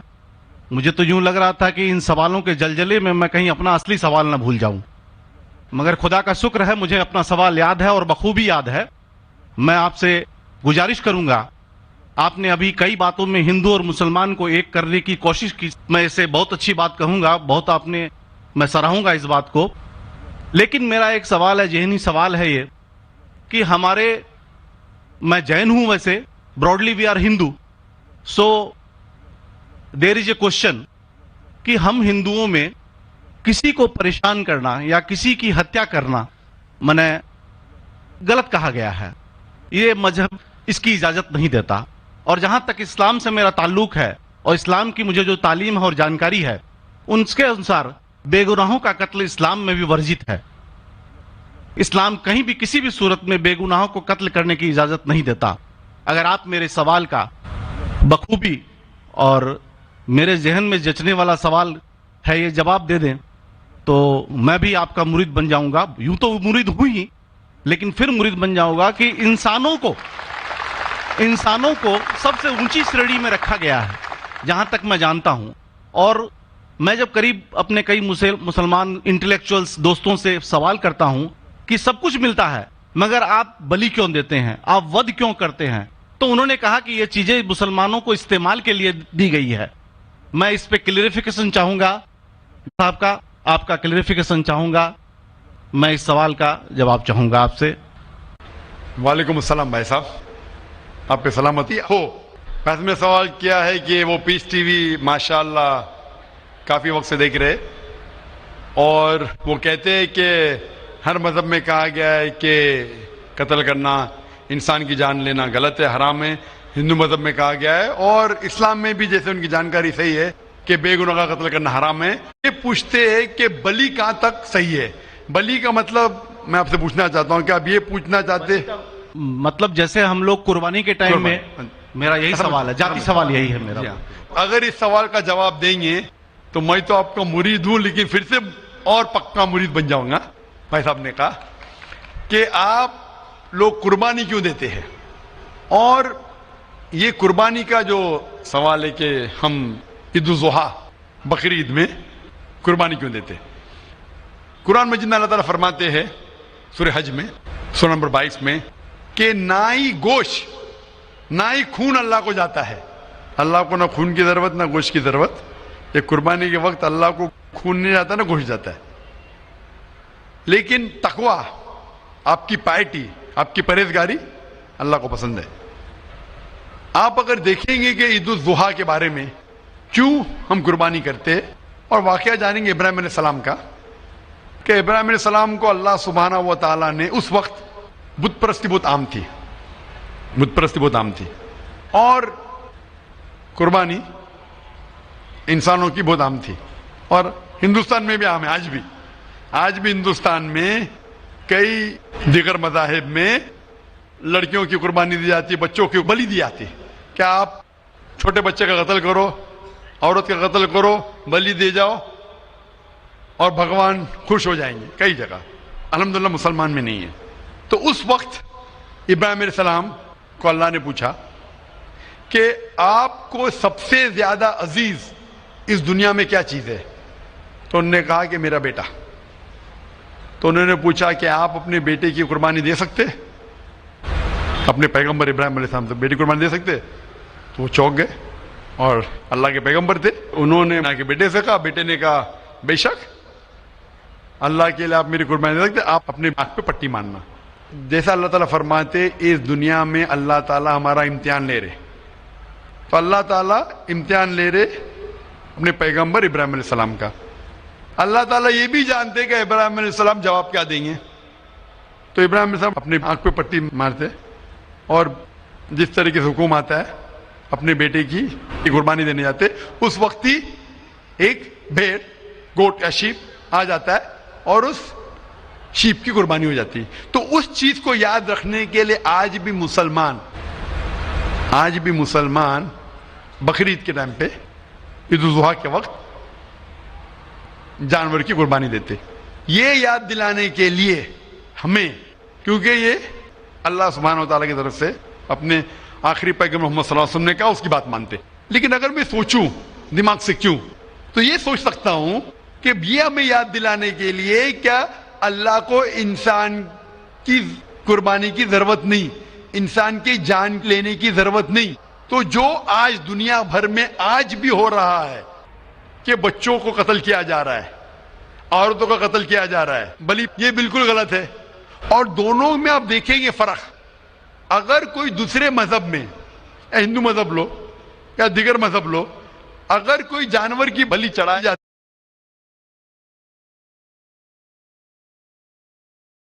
है तो उधर ही रख दिया जाता है, सर वो फजूल हो जाता है, हो सकता है कभी कोई चुपके से आके खा ले। इस्लाम में जब कुर्बानी दी जाती है ईद उल जुहा के टाइम पे, सबसे पहले जो मैं कह रहा हूं कि मेरी मंतक ये समझ सकती है कि हमें ये याद दिला रहे कि इंसानों की बलि चढ़ाना हराम है। और जब हम याद दिलाते, और जब बकरा काटते या जो भी काटते जानवर, इस वक्त जब हम काटते, हम अल्लाह का नाम लेके काटते, और जो भी जानवर की कुर्बानी देते उसके 3 हिस्से कर सकते। एक हिस्सा हम खुद रख सकते, खुद के इस्तेमाल में ला सकते, एक 3 हिस्सा। दूसरा हिस्सा हमें हमारे रिश्तेदार में बांटना चाहिए, और तीसरा हिस्सा गरीबों में बांटना चाहिए। जब कुर्बानी दे रहे, हम उस जानवर का इस्तेमाल कर रहे, जानवर खाना अलाउड है क्या ना, वो एक अलग बहस है, जिसके ऊपर आप पूछे तो वो जवाब अलग है कि जानवर खाना सही है क्या गलत है, वो एक अलग डिबेट है जो हम अभी नहीं, अगर आप पूछना चाहे तो अगला सवाल पूछ सकते हैं। एक तीसरा हिस्सा हम इस्तेमाल कर रहे, एक तीसरा हिस्सा हम दोस्तों में बांट रहे, हमारे रिश्तेदार में, और तीसरा हिस्सा हम गरीबों में बांटते। तो इनमें गरीबों का फायदा हो रहा है, ना फजूल खर्ची हो रही है, और याद दिलाया जाता है कि इंसानों का कत्ल करना गलत है। तो ये अच्छी चीज है। जब बलि जैसा देखे बाकी मज़ाहिब में क्या हो रहा है, इंसानों का कत्ल किया जाता है, बिल्कुल हराम है। उसके अलावा जब जानवर का भी कत्ल करते, वो जानवर फजूल खर्ची में जाता है। इस्लाम में हमें याद दिलाया जाता है, और कुरान मजीद में लिखा है सूरह माइदा सूरह 5 आयत नंबर 1 में, और सूरह नहल सूरह नंबर 16 आयत नंबर 5 में, कि जो जानवर आपके लिए हलाल है वो खा सकते, जो चौपाया है। खाली वो जानवर मत खाओ जो आपके लिए हराम है, जो हलाल है वो खा सकते। तो ये खाने के लिए हमारे लिए खुराक है। तुम कुर्बानी के वक्त ना कुछ जाया कर रहे, ना पैसे की बर्बादी कर रहे। हमें याद दिलाया जाता है क्या ना खुदा को गोश्त जाता है, ना खुदा को खून जाता है, खुदा को तकवा जाता है। हमारा तकवा, हम कितने परहेजगार है। और साथ साथ इसका इस्तेमाल होता है, एक तिया हिस्सा मैं खाता हूँ, रिश्तेदारों में बांटता हूँ, और आखिरी तिया हिस्सा मैं बांटता हूँ गरीबों में। तो इससे फायदा होता है। तो इसमें क्या गलत है? बनिस्बत दूसरे मज़ाहिब में आप देखेंगे इसमें नुकसान ही नुकसान है, इंसान का कत्ल हो रहा है, और जानवर को भी अगर बलि चढ़ाई जाती है तो फजूल खर्ची होती है। बनिस्बत इस्लाम में बकरीद के अंदर फायदा ही फायदा है। Hope the answer the question. बहुत खूब। آپ نے یہ بہت اچھا فرمایا. میں آپ کے جواب سے کافی سنتشٹ ہوں. اور جاتے جاتے ایک آخری سوال کرنا چاہوں گا ضرور. کہ اہنسا کو اسلام کس نظریے سے دیکھتا ہے؟ اہنسا کو اسلام کس نظریے سے دیکھتا ہے؟ بھائی صاحب کا آخری سوال ہے کہ اہمسا کو اسلام کس نظریے سے دیکھتا ہے. عام طور پہ ہمسا حرام ہے. اسلام آتا ہے لفظ سلام سے. اس کے معنی ہے سلامتی, امن, شانتی. اسلام کے معنی ہے کہ شانتی حاصل کرنا, اپنی خواہش, اللہ کا جو پیغام ہے اس کے مطابق اپنی زندگی بسر کرنا اور امن حاصل کرنا, اسے کہتے ہیں اسلام. ہمسا عام طور پہ حرام ہے. لیکن اگر مثال کے طور پہ ہم دیکھتے ہیں ہر دیش میں قانون ہے. قانون ہے کہ چوری مت کرو, کسی کا قتل مت کرو. لیکن قانون کے علاوہ پولیس بھی ہے کہ اگر کوئی قانون کو فالو نہیں کرتا ہے, کوئی چوری کرے گا تو پولیس اس وقت زبردستی کر سکتی ہے, پولیس فورس کا استعمال کر سکتی ہے, پولیس کبھی کبھی ہتھیار کا استعمال کرتی ہے امن اور شانتی برقرار رکھنے کے لیے دیش میں. اسی طریقے سے اسلام میں ہمسا عام طور پہ حرام ہے. لیکن ہر انسان شانتی نہیں چاہتا ہے. کچھ انسان جو اشانتی چاہتے ہیں اور جو اللہ کا فرمان پہ عمل نہیں کرتے اور شانتی کو بھش کرنا چاہتے, اس وقت اسلام اجازت دیتا ہے کہ آخری مرحلے پہ آپ ہمسا کا استعمال کر سکتے شانتی لانے کے لیے. ہمسا کا استعمال کر سکتے شانتی لانے کے لیے, خود کے فائدے کے لیے نہیں. اسی لیے عام طور پہ جتنے بھی آپ نے دیکھے ہوئی ہیں جو جنگ اللہ کے رسول لڑی, اکثر وہ تھا سیلف ڈیفنس میں. اگر کوئی چور میرے گھر میں گھستا ہے اور میری بیٹی سے بدتمیزی کرتا, میں کیا کہوں گا, میں ہمسا میں مانتا ہوں, میں ہاتھ نہیں لگاؤں گا. میں میری چوڑیاں نہیں پہنا ہوگی ہاتھ میں, مسلمان ہوں لیکن چوڑیاں نہیں ہاتھ میں پہنا ہوں. آپ کے گھر میں کوئی چور گھستا ہے اور آپ کی بیٹی سے بدتمیزی کرتا, آپ کیا کریں گے؟ جی ہاں, میں مقابلہ کروں گا. مقابلہ کریں گے, ہاتھ بھی اٹھائیں گے نا. اس طریقے سے ہمسا کا استعمال آخری مرحلے پہ اگر دوسرا کوئی چارہ نہیں ہے تو استعمال کیا جا سکتا ہے حق کے لیے, نہ حق کے لیے نہیں. دوسرے کو تکلیف پہنچانے کے لیے غلط ہے, دوسرے کا مال ہڑپ کرنے کے لیے حرام ہے. لیکن خود کے بچاؤ کے لیے یا امن حاصل کرنے کے لیے ہمسا کا استعمال کیا جا سکتا ہے. لیکن اصل میں اسلام آتا ہے لفظ سلام سے, جس کے معنی ہے سلامتی, امن, تاکہ دنیا میں سلامتی پہنچے. بہت خوب, بہت اچھا لگا آپ کو سن کے. پھر ایک بار میں تہ دل سے آپ کا شکریہ ادا کرنا چاہوں گا. چاہتا ہوں کہ آپ خدا حافظ. ایک خدا میں مانتے؟ میں ایک دم ایک خدا کو نہیں, میں اپنے اندر میں بیٹھے برہم کو مانتا ہوں. میری اپنی الگ سوچ ہے. میں کسی مندر میں نہیں جاتا ہوں, یہ بات نہیں ہے, جاتا ہوں, لیکن میری اپنے اندر کی آواز ہے کہ انسانوں کی خدمت کرو, انسانوں کی عزت کرو اور بھٹکے ہوئے کو راہ دکھاؤ. میرا بھی یہی ہے. اور میں کسی انسان میں, ہندو ہو چاہے مسلمان, میں اس کھلے من سے آغاز کرتا ہوں. میں کسی سے بھی بھید بھاؤ نہ آج تک کیا ہے, نہ کبھی زندگی میں کروں گا. میرے لیے انسان جو پیدا کیا ہے وہ اوپر والے نے, وہ سبھی ایک ہیں اور ایک رہیں گے. آپ نے فرمایا کہ انسان کی خدمت کرنا چاہیے, انسان کی مدد کرنا چاہیے. لیکن میں یہ پوچھنا چاہتا ہوں کہ آپ ایک خدا میں مانتے ہیں, آپ نے کہا. میں یہ پوچھنا چاہتا ہوں, آپ نے تقریر سنی میری پیس ٹی وی پہ, آپ مانتے ہیں کہ محمد صلی اللہ علیہ وسلم آخری پیغمبر ہے؟ نہیں, میں اس بحث میں نہیں پڑھنا چاہتا, میں اس بحث میں نہیں پڑھنا چاہتا. لیکن میں اتنا جانتا ہوں کہ ہمارا خدا ایک ہے اور ایک ہی طاقت ہے جو پورے سبھی سنسار کو, پورے یونیورس کو, پوری بات تو بہت کہنے کی ہے لیکن یہ سمے اور وقت کا تقاضا ہے. بالکل سمے کا تقاضا ہونے کی وجہ سے میں آخری چیز کہوں گا آپ سے بھائی صاحب کہ آپ نے پیس ٹی وی پہ اتنے تقریر سنے, آپ کہتے ہیں کہ بھگوان ہے, کہ میں اس میں مانتا ہوں. لیکن یہی بھگوان نے, چاہے بائبل میں ہو, چاہے وید میں ہو, چاہے قرآن میں ہو, ساری دھارمک کتابوں میں کہا گیا ہے کہ آخری آنے والے پیغمبر محمد صلی اللہ علیہ وسلم میں, اور اس میں ماننا چاہیے. تو میری آپ سے یہ درخواست ہے کہ آپ اتنے اچھے انسان ہیں ماشاءاللہ, ایک آخری میری خواہش ہے کہ آپ انشاءاللہ اس پہ تحقیق کرو. اور یہ جب آپ ایک بھگوان میں مانتے ہیں, دوسرے انسانوں کو تکلیف نہیں دینا چاہتے, تو بھگوان یہ بھی کہتے کہ آخری پیغمبر کون ہے, اس پہ تحقیق کرو. انشاءاللہ آپ مکمل اچھے انسان بنیں گے.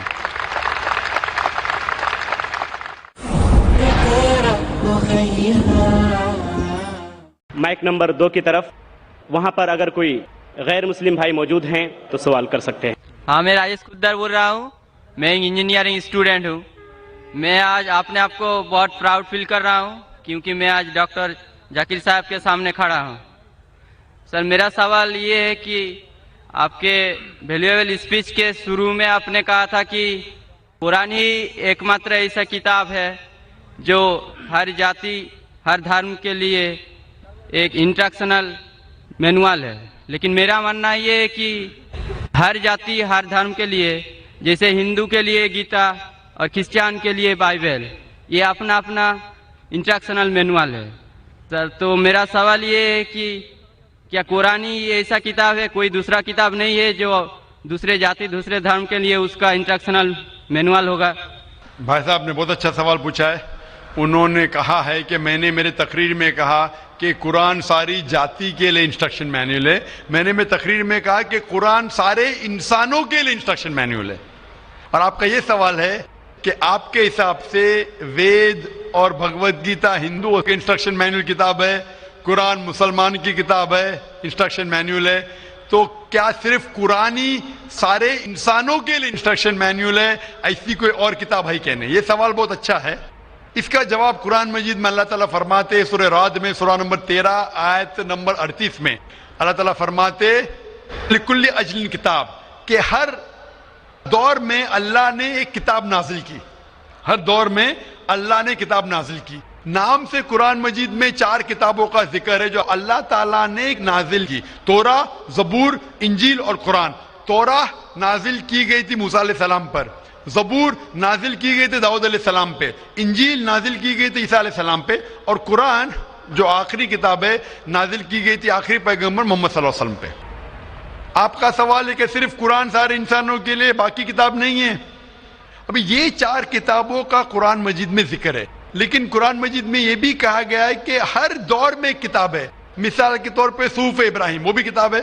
तो अल्लाह ताला ने कई किताबें नाजिल की है, सिर्फ नाम से 4 का जिक्र है, इसके अलावा और किताबें हैं। कोई मुझे हिंदू पूछता है क्या आप कह सकते हैं क्या वेद अल्लाह की किताब है? मैं कहता हूं कि कुरान मजीद में नाम से वेद का जिक्र नहीं है, तो मैं ये नहीं कह सकता हूं कि वेद अल्लाह की किताब है। मैं ये कह सकता हूं हो सकता है, मैं नहीं जानता, हो सकता है वेद अल्लाह की किताब है, हो सकता है नहीं है, क्योंकि कुरान मजीद में इसका जिक्र है। मैं 100% नहीं कह सकता हूं कि ये है, लेकिन मैं ये जानता हूं कि जितनी भी किताबें कुरान मजीद के पहले नाजिल हुए वो सिर्फ अपने लोगों के लिए थी और हिदायत थी एक वक्त के लिए। जितनी भी किताबें नाजिल हुई कुरान मजीद के पहले, चाहे तोरा हो, जबूर हो, इंजील हो, या जितनी भी किताबें जिसका जिक्र कुरान मजीद में नहीं आता है, वो नाजिल हुई थी अपने लोगों के लिए। वो पैगाम का अमल करना चाहिए जब तक नई किताब नाजिल ना हो। अगर मान भी लेता हूं कि वेद अगर खुदा की किताब हो, मान लेता हूं मैं आपकी बात कि वेद खुदा की किताब है, तो वो सिर्फ उस वक्त के लिए था, उन लोगों के लिए था, आज के लिए नहीं। क्योंकि कुरान मजीद अल्लाह की आखिरी किताब है, वो सिर्फ मुसलमानों के लिए नहीं और सिर्फ 1400 साल पहले के लिए, क्योंकि वो आखिरी किताब है, वो सारी इंसानियत के लिए थी और क़यामत तक है। जितनी किताबें पहले आई वो सिर्फ महदूद थी एक वक्त के लिए और एक समय के लिए, खुसूसन कुछ इंसानों के लिए। मिसाल के तौर के ऊपर तोरा नाजिल हुआ था सिर्फ यहूदी के लिए, मूसा अलैहिस्सलाम पे नाजिल हुआ था जब तक नई वही नहीं आई, उस वक्त के लिए और उन लोगों के लिए। आज क्योंकि कुरान मजीद आखिरी कलाम है, वो सिर्फ मुसलमानों के लिए नाजिल नहीं किया गया था, सिर्फ अरबों के लिए नहीं, लेकिन सारे इंसानों के लिए। और जो कुरान मजीद का पैगाम है वो सिर्फ 1400 साल पहले के लिए नहीं है, वो क़यामत तक के लिए। इसीलिए अगर मैं मान भी लेता हूं वेद खुदा का कलाम था, वो सिर्फ उस वक्त के लिए था, और जितने भी अल्लाह के कलाम जो कुरान मजीद के पहले आए, वक्त के दौरान उनमें मिलावट होने लगी। आज आप तहकीक करेंगे जितनी मजहबी किताब, कुरान मजीद के अलावा सभी मजहबी किताब में मिलावट है, उसमें कंकॉक्शन है, फैब्रिकेशन है, बहुत मिलावट है। मिसाल के तौर पे महाभारत पढ़ते हैं, जो कहते हैं पंडित कि महाभारत सबसे पहले कहा गया था, अर्जुन के ग्रैंडसन ने कहा था, उस वक्त 8000 श्लोक थे। ये कहानी दोहराई गई जनरेशन के बाद जनरेशन, پھر مہابھارت میں ہو گئے 24,000 شلوک. آج مہابھارت میں 1,00,000 شلوک ہے. تو اس میں ملاوٹ ہونے لگی. آج آپ دیکھیں گے مہابھارت ٹیلی ویژن پر اس کے اندر بیک گراؤنڈ میں ماروتی کار بھی جا رہی ہے. یہ اور ایک ملاوٹ ہے ماروتی کار مہابھارت میں. تو اسی لیے جتنی بھی کتابیں اللہ نے نازل کی, کیونکہ وہ سارے انسانیت کے لیے نہیں تھا اور قیامت کے لیے نہیں تھا, اللہ تعالیٰ نے اسے ضروری نہیں سمجھا محفوظ رکھنے کے لیے. بٹ کیونکہ قرآن مجید آخری کتاب ہے اور اللہ سبحانہ و تعالیٰ جانتے کہ ایک تا قیامت تک رہنے والی ہے, اسی لیے اللہ تعالیٰ فرماتے سورہ ہجر میں سورہ نمبر 15 آیت نمبر 9 میں کہ ہم نے قرآن نازل کیا, ہم اس کی حفاظت کریں گے. تو اسی لیے یہ کہنا کہ باقی کتاب, تو آج قرآن مجید صرف مسلمانوں کے لیے نہیں, سارے انسانوں کے لیے, چاہے آپ ہندوستان میں رہ رہے ہو, چاہے پاکستان میں جی رہے ہو, چاہے سعودی عربیہ میں, چاہے امریکہ میں, چاہے UK میں, چاہے آپ ہندو مذہبی خاندان میں پیدا ہو یا عیسائی خاندان میں پیدا ہو یا مسلمان خاندان میں پیدا ہو, آج سارے انسانوں کو اللہ کے آخری پیغام قرآن مجید پڑھنا چاہیے, اس پہ عمل کرنا چاہیے, اس کی بات ماننا چاہیے. اسی لیے میں کہتا ہوں قرآن مجید سارے انسانوں کے لیے. یہ چیز میں وید کے بارے میں نہیں کہہ سکتا ہوں, کیونکہ اگر آپ تحقیق کرتے ہیں وید میں بھی ملاوٹ ہے. اگر آپ سائنس کے ذریعے تحقیق کرنے لگیں گے قرآن مجید کو چھوڑ کے باقی سارے کتابوں میں آپ کو غلطی ملیں گی. تو یہ غلطی میں اللہ کو منسوب نہیں کر سکتا ہوں. میں نہیں کہہ سکتا ہوں یہ غلطی بھگوان نے کی, ایشور نے کی, اللہ نے کی, کیونکہ یہ جتنی کتابیں قرآن مجید کے پہلے آئے وہ صرف محدود تھی کچھ لوگوں کے لیے اور محدود تھی وقت کے لیے. اللہ نے, بھگوان نے, ایشور نے اسے محفوظ رکھنے کی ضرورت نہیں سمجھی. آج کیونکہ قرآن مجید آخری پیغام ہے اللہ کا, اللہ تعالیٰ کہ وہ محفوظ رکھیں گے. اسی لیے میں کہتا ہوں قرآن مجید ایک واحد کتاب ہے ساری دنیا میں جو سارے انسانوں کے انسٹرکشن مینیول ہے, میری بھی اور آپ کی بھی. Hope the answer the question Brother. Thank you sir. تو آپ مانتے ہیں کہ قرآن مجید آپ کی انسٹرکشن مینیول ہے بھائی صاحب؟ جی سر مانتے ہیں. آپ مانتے ہیں کہ خدا ایک ہے؟ وہ ٹھیک ہی بنا ہے, خدا ایک ہی ہے. ہم مانتے ہیں کہ آپ مانتے بت پرستی غلط ہے؟ نہ وہ نہیں مانتے, ہم مانتے ہیں کہ نہ مانتے مورتی پوجا غلط ہے؟ ہم مانتے ہیں کہ ہمارا ایشور ایک ہی ہے, یہی ہم مانتے ہیں. آپ مانتے ایشور ایک, لیکن آپ مانتے ہیں کہ ایشور کی مورتی ہے؟ میرا ایک دوسرا سوال ہے اس کے بھائی لیے. صاحب میں آپ سے پوچھنا چاہتا ہوں کہ آپ مانتے ایشور کی مورتی ہے کیا نہیں؟ وہی اسی کے وشے میں میرا ایک سوال ہے سر. ہاں پوچھے بھائی صاحب. سر اگر آپ بولتے ہیں کہ ایشور کی کوئی مورتی نہیں ہونا چاہیے, میں نہیں کہہ رہا ہوں, وید کہہ رہی ہے. ہاں وید کہہ رہی ہے نا تस्य پرتما استی, تو سر ایشور کا کوئی عکس نہیں. سر میرا سوال ہے اگر ایشور کی کوئی مورتی نہیں ہے تو ہم بھکت ہو کے جو یہ داڑھی مونچھے رکھتے ہیں تو ہم بھکت ہو کے اپنا ہم کہے ایسا فیشن چیز رکھتے ہیں. بھائی صاحب کا سوال ہے اگر ایشور کا کوئی عکس نہیں ہے تو ہم بھکت ہو کے داڑھی مونچھ کیوں رکھتے؟ کیونکہ ہم ایشور نہیں ہے نا. ایشور کا آکار نہیں, کوئی عکس نہیں ہے, ہمارا تو عکس ہے نا. تو ایشور ہمارے خالق ہے, ہمارے رب ہے, ہم تھوڑی ایشور ہے. تو ہم داڑھی مونچھ رکھتے ہیں کیونکہ کچھ لوگ داڑھی مونچھ رکھتے ہیں اچھا رکھنے کے لیے, کوئی دوسرے وجہ کے رکھتے. انشاءاللہ تیسرے دن جو ہے یہ پیس کنونشن کا, اس میں اس کا ڈیٹیل جواب دیا جائے گا انشاءاللہ. Thank you sir. آج کے سوال و جواب کا یہ سنہرا موقع یہاں پر ختم ہوتا ہے. اقرأ أخيا ورتل القرآن اصبح بصوتك اسمع الأكوان.